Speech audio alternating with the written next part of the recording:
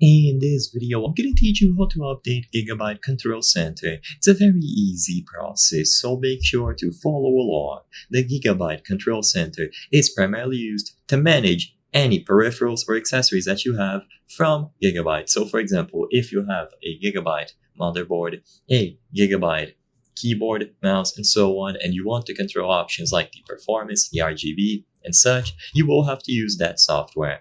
Usually, it should come pre-installed depending on how you purchase your PC, but if it isn't available, then all that you have to do is go over to the Gigabyte website and look for the Gigabyte Control Center. So either use the search function on the website or look for it on Google, and you will find it available here.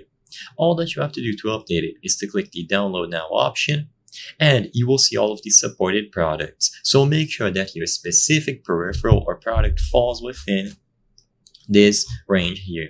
So you will see monitors, SSDs, coolers, anything that Gigabyte produces will be available here, and you will be able to choose the option to download.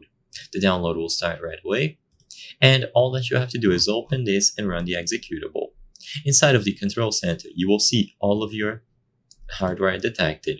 So for example, if you have a motherboard and you want to control the RGB, it is going to be an option. You will be able to choose between various different LED presets, so static, pulse, flash, D-flash, cycle, or you can turn it off. Of course, you can also manage the performance of the motherboard, of that specific peripheral, of your GPU. You can go into the monitor options to see what specific actions the button or the quick switch will do. You can see the LED options, source, selection. So if you are using an HDMI source and you want to make sure that it is selected as a default, you can control the fan speed on gaming equipment like a GPU, and everything will be available for you to use. After you download it once to the website, it should automatically notify you of new updates, and you don't have to do this manually every time.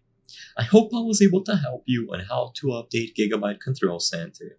If this video helped you, please be sure to leave a like and subscribe for more very easy tips. Thank you for watching.